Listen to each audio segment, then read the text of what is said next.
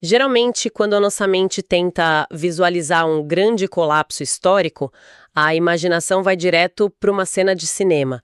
Sabe, tipo um filme de ação com explosões, poeira e destruição imediata. Aham, uma tela que escurece subitamente decretando o fim de uma era. Exatamente. É tentador imaginar a queda de um império colossal como um prédio sendo implodido em questão de segundos. Mas, beleza, vamos destrinchar isso, porque a primeira coisa que precisamos fazer hoje é recalibrar totalmente essa perspectiva. Com certeza. O fim de Roma não foi nem de longe uma implosão hollywoodiana. Foi mais como um colapso em câmera lenta, né? Uma agonia esticada por gerações. As pessoas da época não acordaram de uma hora para outra num mundo apocalíptico e em ruínas. Não mesmo. Elas foram de forma bem gradual e exaustiva, abandonando cidades que já não funcionavam mais, marchando em direção ao campo em busca do básico para sobreviver. E é por isso que neste nosso mergulho aprofundado de hoje, nós vamos explorar documentos e pesquisas extensas para desmontar um mito gigante. Um mito que engloba 1000 anos de história à Alta Idade Média. Aquele período vasto que se estende de 476 a 1453 depois de Cristo. Isso. E a missão dessa nossa análise é entender os mecanismos reais de como o mundo moderno foi forjado nesse caldeirão. E essa imagem de um declínio crônico e arrastado, ela pinta um quadro muito mais preciso e, de certa forma, muito mais assustador do que a ideia binária de que o império existe num dia e vira cinzas no outro. Nossa, sem dúvida. E é fundamental que quem nos acompanha perceba que não estamos só desenterrando curiosidades de um passado morto. Exato. A arquitetura das leis que regem a sociedade moderna, as dinâmicas de poder institucional e a própria base de como dividimos as classes sociais hoje nasceram diretamente dessa reorganização, uma reorganização lenta e dolorosa do poder. Pois é. É uma história que vai infinitamente além dos clichês da cultura pop. O imaginário coletivo adora retratar a Idade Média como uma eterna partida daquele jogo, o For Honor. Cavaleiros em armaduras brilhantes, vikings brutais, samurais. Tudo isso. Todo mundo se matando num cenário constante de chuva e lama sem nenhuma ordem. Mas as transformações estruturais daquela época eram de uma complexidade imensa. O marco oficial nos livros de história é 476 d.C., né? Sim, quando Odoacro, depois o último imperador romano do Ocidente, o Rômulo Augusto. Só que tratar isso como o início do caos é meio que ignorar que a estrutura já estava apodrecendo por dentro há séculos. Exatamente.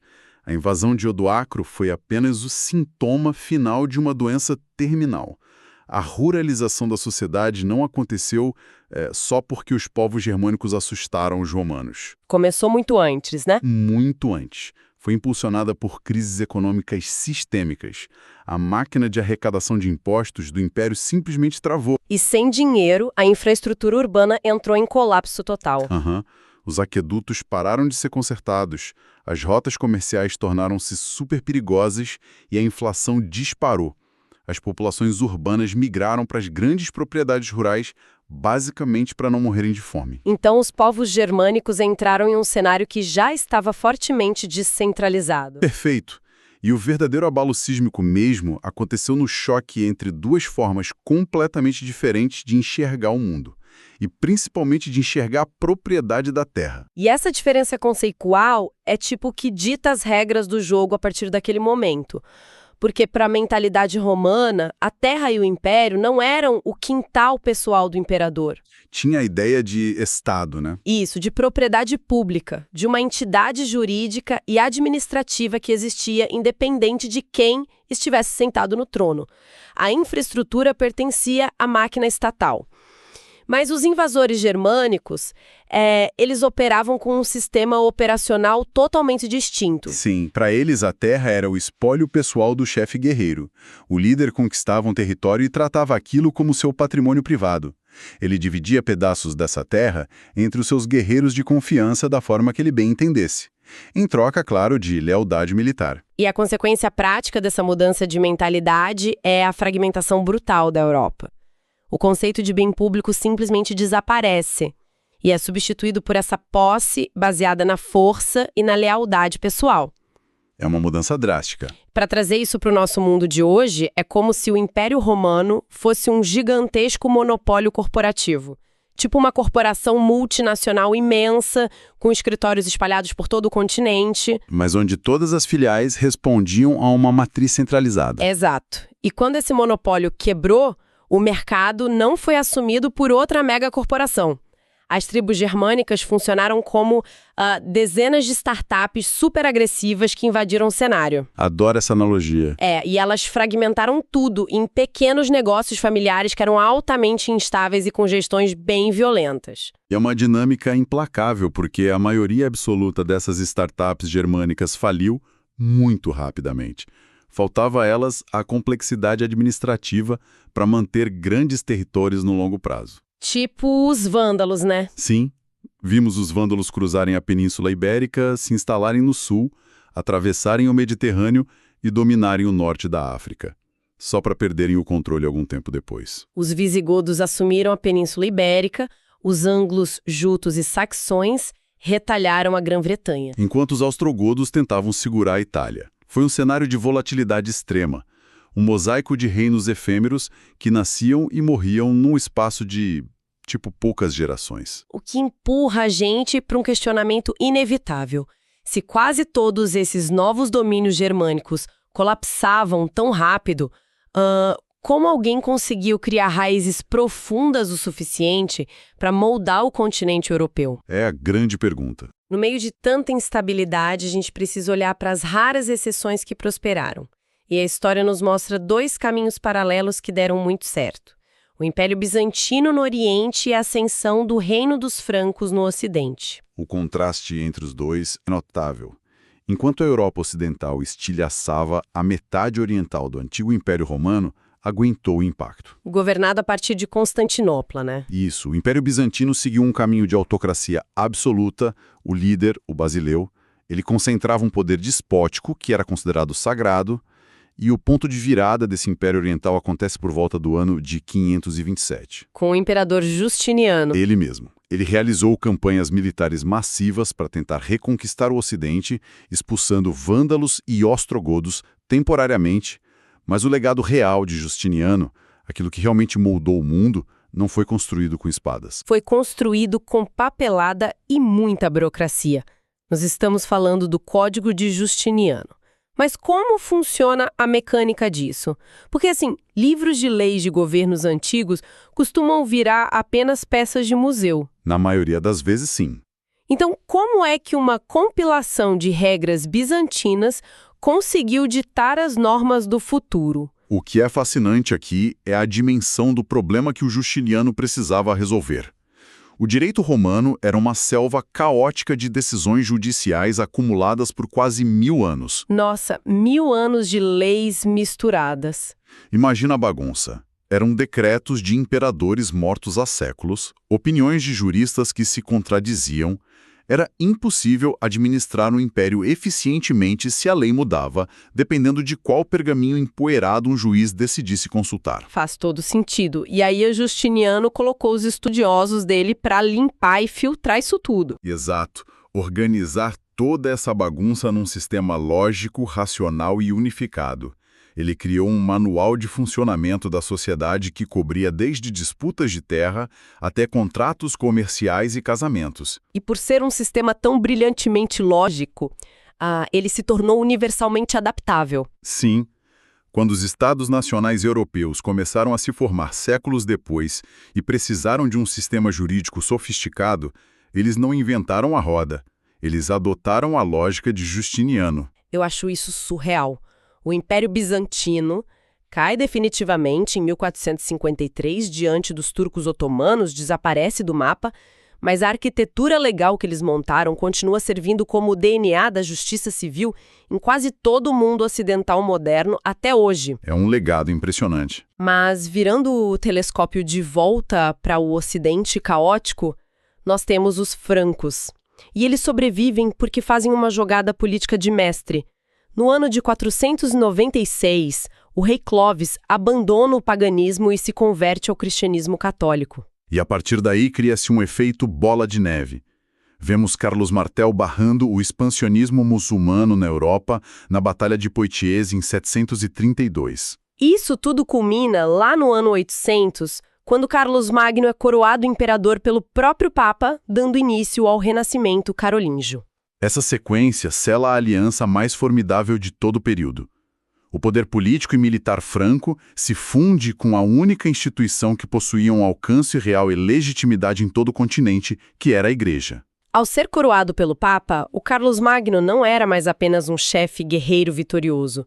Ele foi elevado ao status de representante político de Deus na Terra. Com um mandato divino para governar. Tá, mas espera aí. Vamos analisar essa dinâmica com um pouco mais de ceticismo. Carlos Magno ganha coroa brilhante, claro.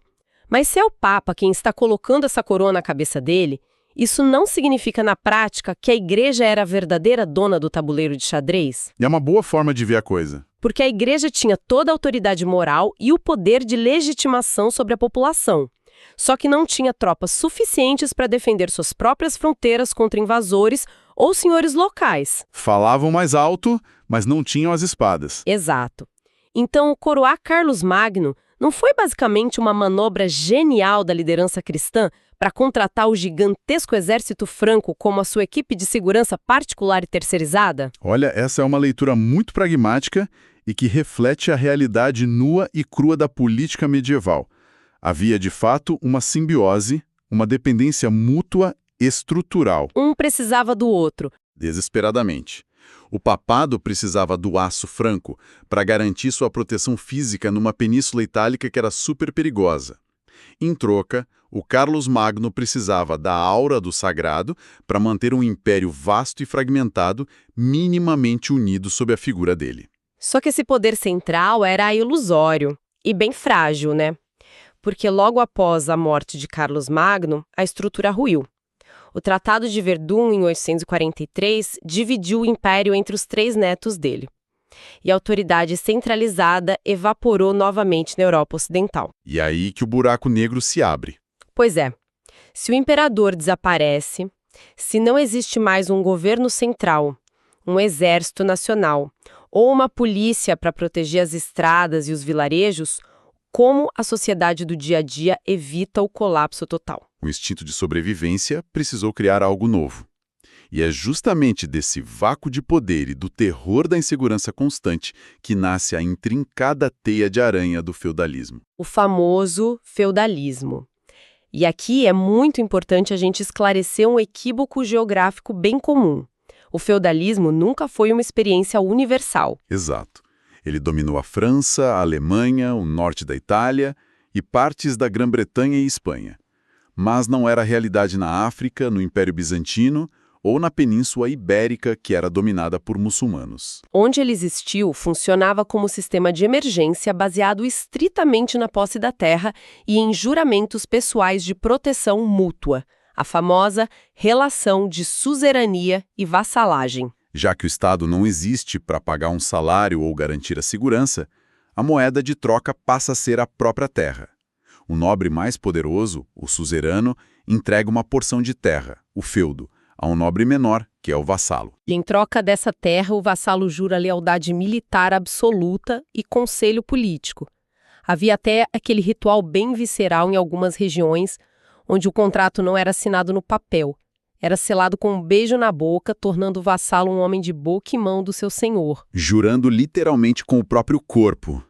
Era um vínculo extremamente pessoal e vinculativo. Mas a arquitetura desse sistema era inerentemente instável. Muito instável. Imagina um vassalo que recebia um feudo gigante, podia muito bem subdividir essa terra e doá-la para cavaleiros menores, tornando-se ele próprio um suzerano desses novos vassalos. E pior ainda, um mesmo nobre ambicioso poderia prestar juramento de vassalagem a 3 ou 4 suzeranos diferentes ao mesmo tempo só para acumular terras. Exatamente. Pensando com a cabeça de hoje, a vassalagem operava tipo uma rede de contatos profissionais, sabe? Um networking. Um networking incrivelmente tóxico. Nossa, total. Todo mundo está amarrado por dívidas de gratidão e favores gigantescos. Se 2 dos seus chefes entram em conflito e exigem sua lealdade simultaneamente, a punição por quebrar esse networking não é perder o emprego ou ser isolado no mercado. Não mesmo. A quebra de contrato significa que um exército vai marchar até a sua casa e tentar colocar fogo no seu castelo. E foi exatamente isso que gerou séculos de guerras endêmicas.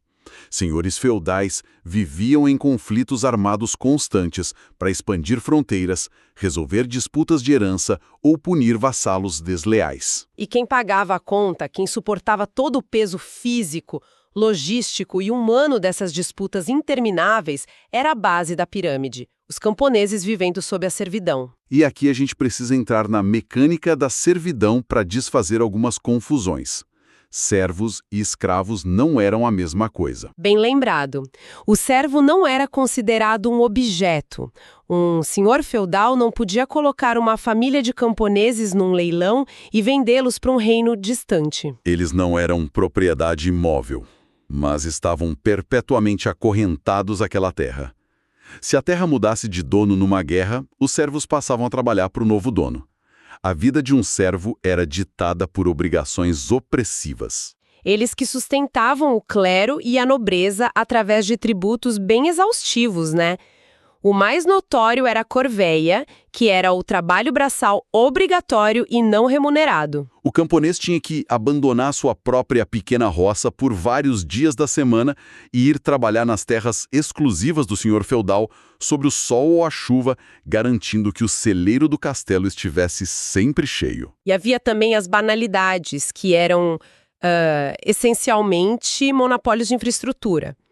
Pensa no cenário. O camponês acorda de madrugada, quebra as costas trabalhando de graça na plantação do lorde feudal para cumprir a corveia.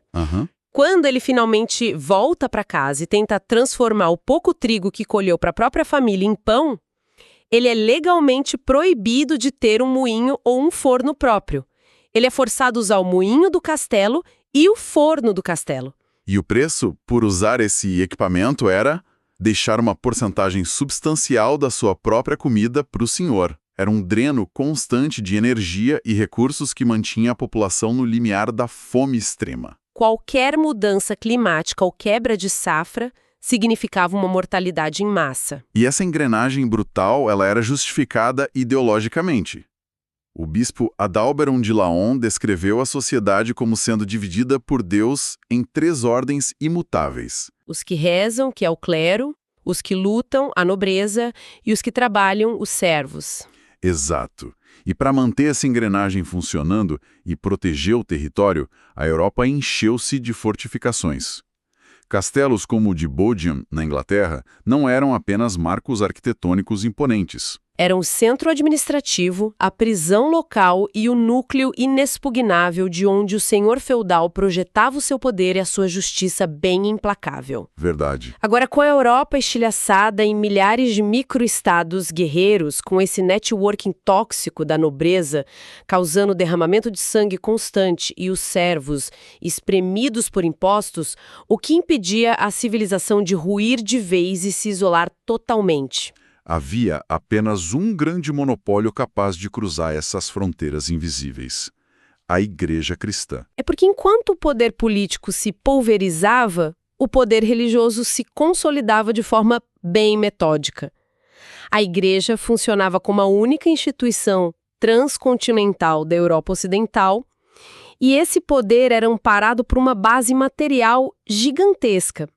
Séculos de doações de terras, feitas por nobres buscando a salvação da alma, culminando no patrimônio de São Pedro, que foi sancionado na época de Carlos Magno, transformaram a igreja na maior e mais rica proprietária de terras do mundo conhecido. E não parava na posse da terra, né? Eles ditavam a moralidade e o ritmo da vida. As ordens monásticas, começando com São Bento, lá no século VI, criaram protocolos rigorosos de disciplina e trabalho que influenciavam muito além dos muros dos mosteiros. Mas é no século XI que a igreja decide apertar os parafusos do controle. Foi um período de centralização drástica. A igreja impôs o celibato obrigatório para o clero, para garantir que as terras da igreja não fossem perdidas para os herdeiros das famílias dos padres, né? Exatamente. O papado também lutou violentamente para garantir o monopólio na nomeação de bispos, retirando esse poder das mãos de reis e imperadores locais. E para fazer valer suas vontades, eles usavam a arma de destruição em massa da diplomacia medieval. A excomunhão. Isso, a excomunhão. Ser excomungado era essencialmente sofrer uma morte cívica. Não era só ser proibido de comungar. A pessoa era expulsa da sociedade cristã. Ninguém podia comercializar com ela, abrigá-la ou prestar-lhe lealdade. Só que quando você concentra tanto poder de forma tão agressiva, a estrutura começa a ranger. E a panela de pressão estoura no Oriente em 1054 com o Grande Cisma. A Igreja Oriental, patriarca de Constantinopla, basicamente diz: não reconhecemos a supremacia do bispo de Roma. E aí ocorre a ruptura colossal que divide o mundo cristão em Igreja Católica no Ocidente e Igreja Ortodoxa no Oriente. Esse cisma abalou a pretensão do Papa de ser o líder universal inquestionável. Então, algumas décadas depois, diante de uma Europa ainda fragmentada e violenta, o Papa Urbano II toma uma decisão magistral no ano de 1095. Ele convoca a Primeira Cruzada. O apelo oficial era retomar a cidade de Jerusalém do controle muçulmano. Politicamente, porém, foi uma estratégia brilhante. Urbano II canalizou a agressividade crônica e as guerras internas dos cavaleiros feudais e apontou toda essa violência para o inimigo externo. Mas eu preciso fazer o papel de advogado do diabo aqui, porque a matemática e as consequências econômicas dessas cruzadas parecem um roteiro de ironia pura. Como assim? O Papa convence dezenas de milhares de guerreiros a marchar para o Oriente Médio. Ocorrem 8 cruzadas principais ao longo de séculos. Eles tomam Jerusalém no início, mas depois perdem a cidade e, a longo prazo, o objetivo militar e territorial no Oriente fracassa completamente. Sim, falharam na missão principal. Então, como é que uma guerra santa desastrosa, que drena recursos continentais e não atinge seu objetivo final, acaba acidentalmente desencadeando um estrondo econômico na Europa? Essa é a beleza das engrenagens da história operando através de consequências não intencionais. Movimentar exércitos inteiros através do Mediterrâneo exigia uma infraestrutura logística sem precedentes. Precisava de frotas mercantes, de sistemas de abastecimento, de crédito internacional. E quem supriu isso? As cidades-estado italianas, tipo Veneza e Gênova, assumiram essa demanda fabulosa e se tornaram impérios comerciais absurdamente ricos, atuando como as transportadoras do esforço de guerra. Mas a consequência mais profunda mesmo ocorreu no choque cultural. Os cruzados que sobreviveram entraram em contato com mercados orientais altamente sofisticados. Eles descobriram luxos que a Europa feudal nem lembrava que existiam. Especiarias, tecidos refinados de seda, novas técnicas de metalurgia, sabões perfumados. E quando voltaram para casa, trouxeram essa demanda com eles. Isso provocou a reabertura de antigas rotas comerciais entre o Oriente e o Ocidente, que estavam estranguladas há séculos. E para escoar esses produtos orientais, começaram a surgir grandes feiras e mercados. Nos entroncamentos das estradas e ao redor dos castelos. Essas feiras cresceram e viraram novas cidades, os burgos. Atraídos por essas oportunidades, servos começaram a fugir das terras de seus senhores para viver nessas cidades que operavam afora da jurisdição estrita da nobreza rural. Então, ao tentar usar as cruzadas para unificar e fortalecer o mundo feudal cristão, a Igreja acidentalmente reinjetou a economia monetária e o comércio global na Europa, criando as forças que implodiriam o próprio sistema feudal. A ironia suprema da Alta Idade Média. E essas mesmas rotas comerciais reabertas para trazer pimenta e tecidos luxuosos para os castelos europeus acabaram servindo como rodovias de mão dupla para ideias e tecnologias, o que nos leva a um ponto cego gigantesco na forma como costumamos medir o avanço da humanidade. Um desvio de foco que desmonta a nossa visão eurocêntrica do mundo. É fundamental falarmos sobre a revolução da informação e a invenção da imprensa. A narrativa histórica tradicional que a gente aprende exalta o desenvolvimento dos tipos móveis mecânicos por Johannes Gutenberg, na Europa, lá no século XV, como se fosse o amanhecer isolado da era da informação. Mas a precisão histórica exige que olhemos para a tecnologia asiática séculos antes disso. Séculos não milênios. Enquanto monges europeus desenvolviam calos nas mãos e perdiam a visão copiando manuscritos palavra por palavra sob a luz de velas, a China já estava resolvendo o problema da reprodução em massa. E estamos falando do uso prático de blocos de mármore entalhados e tintados para impressão de textos lá no século II depois de Cristo. No século VI, eles aceleraram o processo usando blocos de madeira. E o salto monumental acontece no século XI. Um inventor chinês chamado Bi Sheng criou os tipos móveis. Ele pegou caracteres individuais em porcelana e argila que podiam ser rearranjados indefinidamente para estampar qualquer página de texto. As implicações disso desafiam completamente a noção de superioridade linear do Ocidente. Enquanto os europeus estavam obcecados em construir muros cada vez mais grossos e lidando com juramentos de fidelidade local, a engenharia e a mente chinesa estavam ativamente superando o obstáculo logístico de como disseminar o conhecimento em larga escala. Se a frase "informação é poder" dita as regras hoje, os chineses já estavam dominando o tabuleiro, dezenas de gerações antes do Ocidente sonhar com uma prensa. Mas tornar o uso de tipos móveis um desafio prático maior do que seria no Ocidente não diminui o brilhantismo mecânico da invenção. Isso só ressalta que as inovações estavam borbulhando do outro lado do mundo, enquanto a Europa tentava sobreviver ao próprio caos. E essas tecnologias e ideias começaram a fluir vagarosamente em direção ao Ocidente, graças a essa reconexão de mercados iniciada justamente pelas cruzadas. O que amarra todo o nosso percurso de hoje. Começamos com a queda agonizante e silenciosa das estruturas de Roma, observamos Justiniano criando pacotes de leis, vimos reis bárbaros se aliando a papas. Entendemos o funcionamento claustrofóbico das redes de lealdade dos feudos e terminamos vendo como guerras religiosas acidentalmente pariram rotas comerciais que trouxeram inovações do outro lado do mundo. Chamar esses 1000 anos de Idade das Trevas não é apenas injusto, é uma cegueira histórica profunda. Foi, na realidade, um laboratório intenso, volátil e extremamente fértil de adaptação social. A pressão extrema da queda do Império forçou inovações estruturais. E as ferramentas que usamos hoje para manter o mundo rodando, a estrutura baseada em contratos legais, as ideias de responsabilidade corporativa, as noções de instituições governamentais que precisam sobreviver além da vida dos seus governantes, tudo isso traz o código genético desses 1000 anos turbulentos. A civilização não adormeceu na Alta Idade Média. Ela estava em trabalho de parto. E essa capacidade de reinvenção deixa um eco fascinante para a nossa audiência. O modelo econômico do feudalismo clássico entrou em franco colapso por volta do século XIV, empurrado por pandemias, fome e o renascimento das cidades. Mas os traços desse sistema, a mentalidade de submissão e as hierarquias rígidas se recusaram a morrer facilmente, sobrevivendo nas entranhas de algumas sociedades europeias até o final do século XVIII.